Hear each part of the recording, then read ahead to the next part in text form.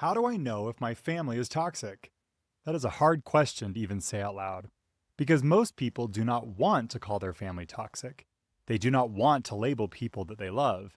They do not want to sound harsh or bitter, dramatic or disrespectful. And if you come from a faith background, the question can feel even heavier. Because you may wonder, am I being judgmental? Am I dishonoring my parents?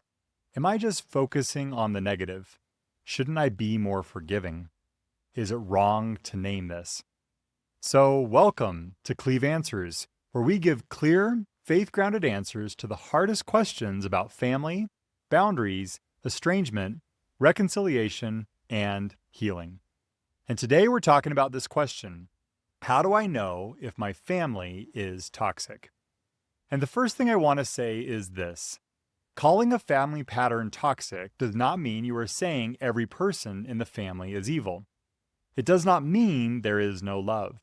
It does not mean there were no good memories. It does not mean your parents never sacrificed. It does not mean you are ungrateful. It simply means there may be patterns in the family system that consistently produce harm, confusion, fear, guilt, shame, control, or emotional instability. And as people of faith, we should not be afraid of truth. Jesus taught us to look at fruit. So one of the best ways to discern whether a family system is healthy or toxic is to look at the fruit, not just what people say, not just what family looks like on the outside, not just what is posted online, not just what everyone else thinks. Look at the fruit. So here are 3 signs that you may be dealing with a toxic family pattern. First, truth is punished. In a healthy family, truth may be uncomfortable, but it is allowed. People can say, "That hurt me. That was not okay. I needed to talk about what happened. I see this differently. I need a boundary." And while those conversations may be hard, the family can stay engaged with honesty. But in a toxic family system, truth is treated like betrayal. The person who names the problem becomes the problem. The person who asks for accountability is accused of being divisive. The person who sets a boundary is called selfish. The person who says, "This hurt me," is told they are too sensitive, too dramatic, too negative, or unforgiving. And that is a major sign, because a healthy family may not always agree with you, but a toxic family often makes honesty unsafe. And when truth is not allowed, healing is almost impossible. Second, image matters more than repair. This is the big one. In many toxic family systems, the most important thing is not whether people are actually safe, honest, humble, or connected. The most important thing is whether the family looks okay. So people are pressured to smile for the picture, show up for the holiday, keep the secret, avoid the hard conversation, protect the reputation, don't embarrass the family, don't make anyone uncomfortable, don't talk about what happened. And the message becomes, we do not need to heal this, we just need to make sure no one sees it. But that is not righteousness. That is image management. And Jesus was never more concerned with appearances than truth. He confronted hypocrisy. He named fruit. He challenged religious systems that looked clean on the outside, but were unclean within. So if your family is more committed to looking healthy than becoming healthy, well, that is a toxic pattern. Third, love feels conditional on compliance. In a healthy family, love can survive disagreement. Love can survive boundaries. Love can survive a child becoming an adult. Love can survive someone saying, "I need to do this differently." But in a toxic family system, love often feels conditional. You are loved when you comply. You are praised when you agree. You are included when you stay quiet. You are accepted when you protect the narrative. But when you tell the truth, set a boundary, marry someone they cannot control, choose a different path, or stop playing your assigned role, the love, it suddenly becomes unstable.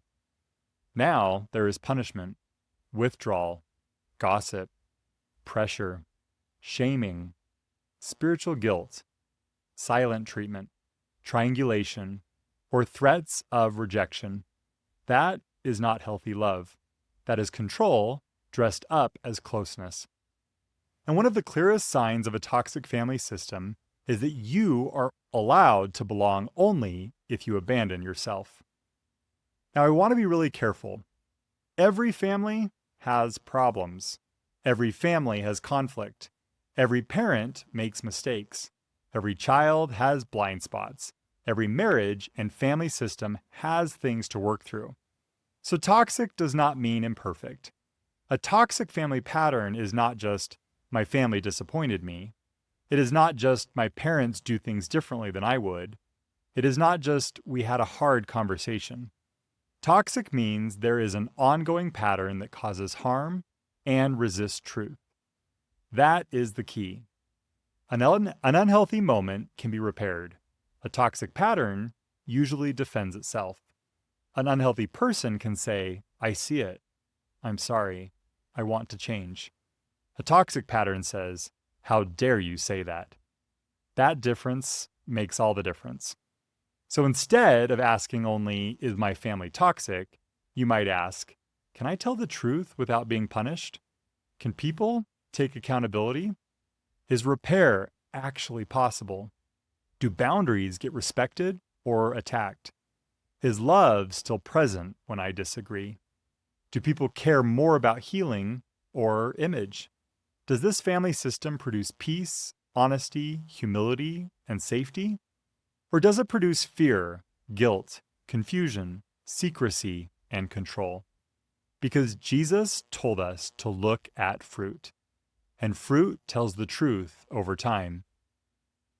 If your family consistently produces anxiety, guilt, silence, confusion, pressure, and fear, and every attempt to name it gets you punished, then you may not just be dealing with normal family imperfection. You may be dealing with a toxic family pattern. And naming that is not unchristian. Naming that is not dishonor. Naming that is not bitterness. Sometimes naming the truth is the beginning of healing, because you cannot heal what everyone is committed to denying. So if this is where you are, I would encourage you to move slowly. Do not rush to a dramatic label. Do not use the word toxic as a weapon. Do not assume you see everything perfectly. But also, do not ignore the fruit. Pay attention to patterns. Pay attention to how your body responds. Pay attention to what happens when you tell the truth.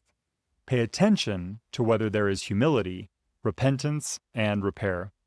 And pay attention to what the relationship is doing to your marriage, your children, your peace, and your ability to live honestly before God. Because sometimes the most faithful thing you can do is stop pretending a harmful pattern is healthy just because it is familiar. If this video gave you clarity, we invite you to subscribe for more Cleave Answers, where we talk about faith, family boundaries, estrangement, reconciliation, and of course, healing. And if you're walking through this right now, my wife Ashley and I wrote Leave Then Cleave, a book to help people of faith understand how to protect their marriage, their children, and their peace without losing their faith. You can grab a free chapter through the link below. And in the next Cleave Answers video, we'll talk about another question we hear all the time.